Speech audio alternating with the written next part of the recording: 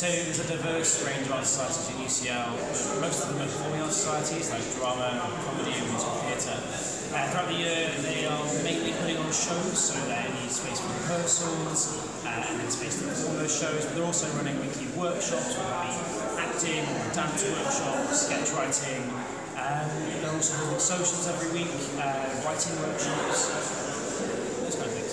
Well, a massive pressing problem for all art societies at UCL is the diminishing space and the lack of quality space to do that in. So it's very difficult to get good space to rehearse in, good space to perform in. For example, each year all the societies do a freshers show, freshers plays, 24-hour freshers musicals, and they need to find a place to rehearse and perform in the first few weeks. So every year it's the same problem time and again, that room bookings doesn't open early enough. You think they foresee this problem, but they don't. So each year, each president is struggling to find rooms for the society, and freshers come in and all the rehearsals are doing from room to room. Rather than having somewhere solid in know his book, they're trying to sort of guerrilla find space. And it's a really bad experience for the freshers. Losing the Bloomsbury Theatre has been a huge loss to UCLU Arts societies. It was a very big part of why a lot of people chose to come to UCL, a big part of our student experience. And now, really sadly, there'll be a whole cohort of students that will never ever be able to perform in Bloomsbury Theatre. We've had funded replacements, such as the Shaw Theatre and the Almeida, but they are not of the same quality and we don't have the same kind of access. It really diminishes what we are capable of putting on. The Bloomsbury Theatre, you can really let your imagination run wild and put a really great show. It's been really useful for a lot of students to be able to use the Bloomsbury Theatre and then have a career in the arts based on the experience they had in a really professional, really high-class environment. Not having the Bloomsbury Theatre means that we don't have the same quality of productions. I think people are definitely put off if you turn up to get cast in a show and you don't have a room to rehearse in, performing in a classroom. It doesn't really smack of a world-class university with a good student experience, which is why UCL is slipping so far down the rankings, is that UCLU Arts in particular, I think, aren't really being prioritised, and as a result, we're having our space taken away from us. It's really hard to find space. No one is trying to work with us to help us find the space. There are a few people in the union who do a great job, but fighting a losing battle, I think, at the moment. And especially with the closure of space, I think that puts people off coming to UCL in the first place. One of the reasons I chose UCL was because of the Bloomsbury Theatre.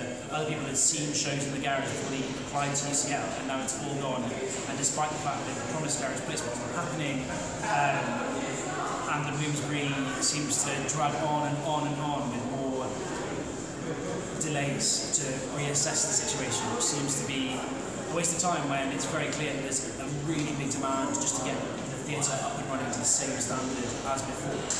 It's frustrating that UCL public and cultural engagement aren't being more transparent with the student community with a timeline. For example, they promised us a timeline of when the student presentation happened, when decisions will be made. They promised us that last year, that hasn't happened. They promised us student representation on the project board, and although the Activities and Events Officer from the union is Spatic Officer, has been included in the discussions, but it's not what we promised. We promised that we would have an arts representative on the panel, and that's not happening. So it worries me that by the time they get around to consulting students on the operating model of the theatre, so the theatre has been promised will be reopened in the same technical capacity and standard as it was previously. But what is still to be decided is the operating model, and with no clear timetable published, we don't know when that consultation will start. But what worries me is that by the time they get round to consulting on the operating model, there will be no one left at UCL that has been in the Bloomsbury Theatre. And so students won't know what to expect, what the Bloomsbury was capable of doing, and what it could do. It could be something incredible. I mean, having a West End theatre on campus should be one of the main selling points. It could be incredible. We could do great work in there, and UCL could really capitalise on that. I don't think that they will. I think that there's a generation of students that won't know what they could get and will be sold. I worry that they could be sold a second-rate product from an operating model in the future Bloomsbury Theatre. The worry is that with a lack of transparency in the Bloomsbury Theatre process, it goes back to when we were promised the Garage Theatre as well, and it's echoes of the same thing happening again. The Garage Theatre was a really great space for UCL students in which it was run by stage crew, by the arts community, for the arts community, time to do inventive and experimental stuff, it was a really great space, and it had to be closed down for building works as it impacted the space. But UCL promised us a permanent replacement, and that hasn't happened, and doesn't appear to be happening. There's no work being done, as far as I'm aware, towards achieving a permanent replacement. And it kind of seems to be being swept under the carpet. We've had time funded in the Beautiful Studio and Camden People's Theatre, but that is a very limited amount of time. You're more limited in what you can do. It's still a great space, but it's not what was promised to the arts community.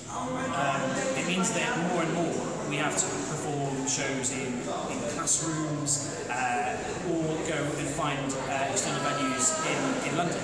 And that's great, but as an art society, we don't have a huge amount of money.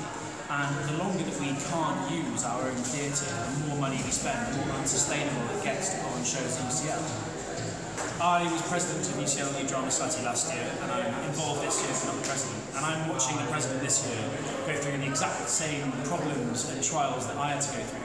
The first 3 weeks are basically constant firefighting, and it just really it struck me that it's exactly the same as the year before, that room bookings promised they'd open in time and didn't, and then no one could book in a room. It's the same thing happens every year. How can the same thing happen every year and no one deal with the problem? It seems so obvious that a systemic problem should be dealt with, but it doesn't seem to be. The upshot of that is that running an art society is really, really tough at the moment. Trying to find space is the hardest thing, and then trying to explain to a group of people that have come to perform and put loads and loads of work in drama and stage crew and comedy and musical theatre. All these societies come together and spend ages putting on a show. They're really, really invested in it. And then you say, yeah, but I think the only space we can perform in is outside of UCL's portico. It's rubbish. It's a massive university, and no one is really trying to help facilitate performance and the running of the society. So I think that it takes a real toll, and the lack of space and the poor management of space, especially in UCL room bookings, trickles down to the people that don't get paid. They just volunteers in their time at the expense of their degree to run societies, and without putting in more work than anyone ever should have to. There wouldn't be an art scene at UCL, and it's not fair on them.